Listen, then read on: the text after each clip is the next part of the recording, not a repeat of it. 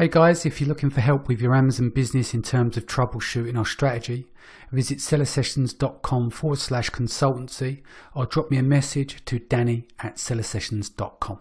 Hey guys, welcome back to Seller Sessions. Today I bring back Liran. How you doing? Doing well, thank you. Excellent. So interesting coverage here in the news.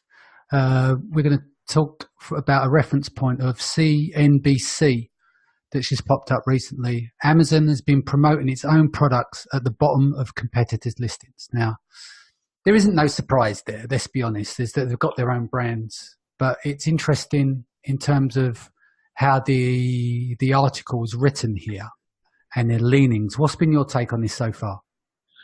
Yeah, so my take on this is that obviously this is Amazon's platform, it's their playground, and they can do whatever they want on their playground. But they're putting brands, I feel like, in a tough position, and there's, I think, also a question of ethics. So we can kind of address both. So one, if you look at Bounty, right, on Amazon, and then Bounty, underneath Bounty now has a little thing that says similar from our brands. It's a question of how far should Amazon be going on their own platform to push their own products versus sort of being an open, sort of fair marketplace. And I think it's a question of ethics, right? And how far do they push the envelope on their own brands? I think it's personally a little too far in what they're doing. It's definitely not an even playing field between Amazon's own brands and everybody else. But if you're somebody like Procter and Gamble that's selling millions and millions of products a year through Amazon, you really have no choice but to accept it. Mm-hmm. Because, if you go off the platform, you're just going to lose those sales. Those customers are not going to go somewhere else, to necessarily to buy those products. They'll probably just buy a different competitor on Amazon. Yeah. So you're really stuck in a difficult place where, Amazon can just kind of do whatever it wants. And that's probably why, in Europe right now, regulators are looking to see if Amazon is violating any sort of like antitrust rules by using third-party data to go and create their own private label products, right? I mean, they have all the data in the world to know exactly what products to create, exactly what keywords to target under our brands. But there's a question of ethics as to how far they should go in terms of using third-party data and using third-party listings to promote their own private label products. So, I think some of this goes a little bit too far in terms of the similar from our brands. Mm-hmm. I don't have an opportunity to put similar from our brands on my competitors' products. No, but you can use, I suppose we can use product search ads to target. Yeah, product display ads, and I think if Amazon was doing that, you could probably say totally fine, right? Level playing field, although they're not paying for those ads or for the clicks or for anything else. Yeah. But let's break it out a little bit. So, for instance, like you've given some suggestions here in the article here that I'll put in the show notes, giving mm-hmm. credit to CNBC. So it says, for example, the link under the product listing for Huggies diapers takes you to a page for Mama Bear, an Amazon-owned diaper brand. The link below a Dove body wash list directs you to a product page for POV, a personal care brand owned by Amazon. So I'll give you my slight take on it here. Right, so we're on Amazon's platform. The only data that we get is when we pay to do advertising and some session data. Right, we don't get any search term data. We don't get any Google Analytics or anything else like that. So let's look at it logically. So Amazon is the platform. 50%, I don't know the exact number, is made up of third-party sellers, right? So it becomes the everything store rather than half a store. True? Right. So we pay to advertise on the platform. We pay fees and stuff, which is fair enough. It is the biggest market in the world. It does seem to be the place to be in terms of if you're doing private labeling, nowhere else can match. Obviously, there are opportunities to sell off platform like people do, but let's just say they've got a big slice of the cake. So you're paying PPC costs, you're paying for the cost to be on the platform. Now, when you break this down, is that you've got data. So for to be competitive on the platform, you're going to pull down your PPC data and then update your listings, etc.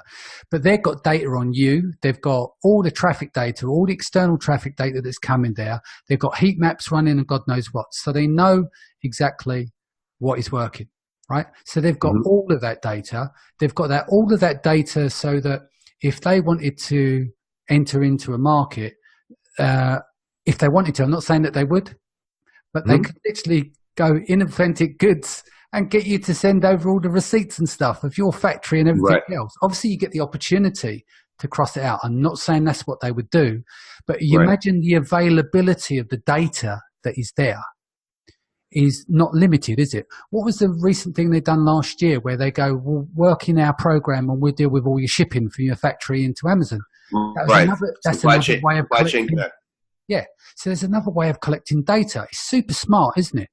So literally, Amazon will only launch brands that are going to be relevant to them and make money. And the best way to find that out is let's look at what everyone else is doing, see how well they are performing on the platform, and then we can private label those brands because they know their success. So they mitigate most of their disasters because the data is there. So and here's my take on it. So I don't think it's right or ethical, but my opinion is that if you're doing private label, the way to avoid this is you got to go into niche markets, because Amazon is a giant, right? And they're looking to go after mass market products, right? They're looking to go after diapers and paper towels and and products that everybody buys and everybody needs. And I think to be successful in private label, especially in today's market, you need to go after a niche. And if you go after that niche, it's going to be nice for you and too small for Amazon. And so in my opinion, that's sort of the positive side to this story is that Amazon is not targeting the products I sell. And the reason they're not targeting the products I sell is because that's not big enough of a market, right?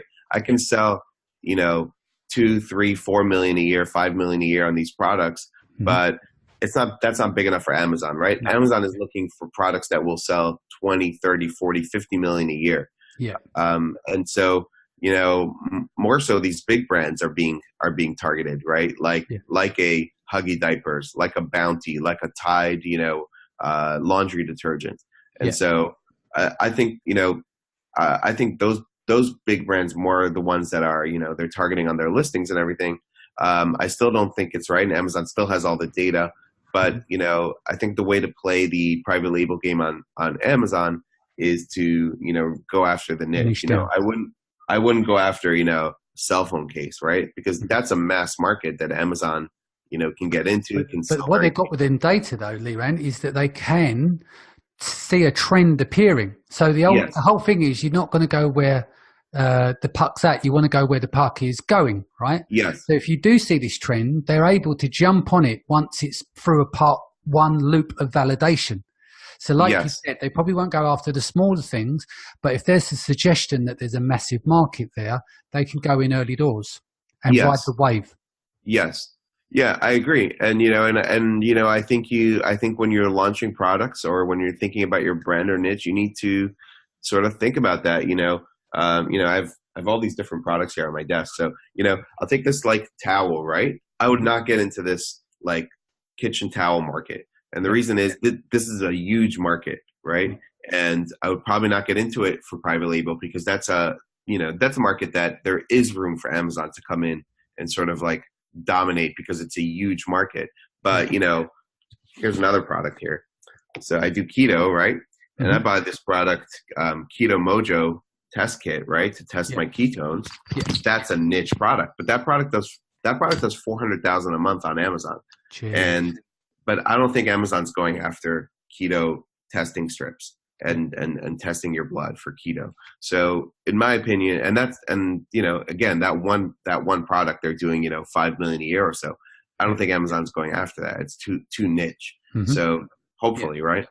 So that's what I think the sort of upside of all this is, that if you go into the right niches and you choose the right products, hopefully you won't have to deal with this. Now, if you started private label, 4 or 5 years ago, you could have very well gone into towels and done super, super well, because it was, not as saturated as it is today, or barbecue gloves or things like that Amazon could very well go into. Or already is in. I haven't looked, but maybe they are in some of those. I'm sure. I think Pinzon or one of these brands is Amazon has a home private label brand that sells towels and sheets and things like that. I would no longer go after those big mass market kind of products, because one, I think mostly they're saturated, but two, those are the exact type of products Amazon wants to go after. Is it ethical? No, but it's their platform, and you can't really stop them, But I think also this is why you'll see probably more discussions around, especially like in Europe right now, like, hey, Amazon's too big, or we want to break up Amazon. If you Google Scott Galloway from L2, he's got a video on YouTube saying why Amazon will be broken up, and his prediction is like by 2021 or 2022, Amazon will have to be broken up in some kind of way so that they don't become a monopoly. So things should get interesting, especially in Europe, with kind of lawmakers looking at how Amazon is using third-party data with GDPR. And if they're in violation of it. So lots of interesting things happening. I think, the positive spin on this for private label sellers is there's massive opportunity on Amazon. Go after the niches to try to sort of avoid directly competing, with Amazon. Sounds like a plan. So finally, let's go on to Accelerator at Amazon. So join the Amazon family of brands. You sent me this URL.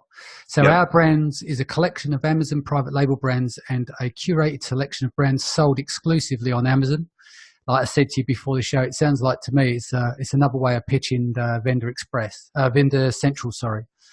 It says, talking about bringing in high quality products at great prices to our global network of customers, both directly B2C and commercially B2B. Give me your rundown on this. Yeah, so Amazon is sort of looking to expand their line of brands that they own, or that that are part of their sort of group. I think what they're trying to do is appeal to brands who want to be sort of under the Our Brands umbrella for Amazon, and get sort of the marketing juice that they're putting into Our Brands, right? Because you search on pages right now on Amazon, especially on categories. There's so if you search for like vitamin D on Amazon, you'll see this whole thing of Our Brands, like a line across of multiple products, and you'll see products from Amazon private label, you'll see products from Whole Foods, you'll see Elements, Salomo, like several Amazon private label brands plus Whole Foods brands. And I think the opportunity is potentially you can get featured, your products can get featured in places like that if you join Amazon's family of brands. So obviously, this is a play. They're looking to expand their reach in terms of sort of curating, bringing in other brands into this area.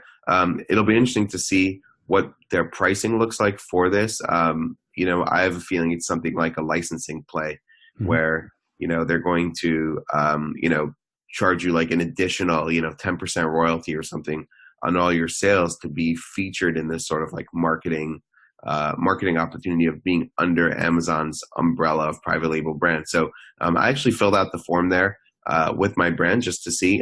Some interesting questions that they asked were, do you manufacture your own products? Where do you manufacture? Where do you distribute? One of the questions they asked is, how many new products can you launch in the next 6 months? So how aggressive can you be, bringing new products to market? So they're definitely looking to extend their reach in terms of like promoting their own brands and private label. You can kind of see where they're going, what they're trying to do in terms of having more brands under their umbrella. So, I would say don't try to compete head to head with, Amazon private label brands generally. Yeah, makes sense. Cool. Is there anything you want to add before we go? No, you can find me on Facebook. You can hit me up if you have any questions, or Liran@amazingfreedom.com. Sounds good. Guys, thanks for joining us. Liran, thank you for joining us. If this is your first time, don't forget to hit the subscribe button, and I'll see you again in the next few days. Take care.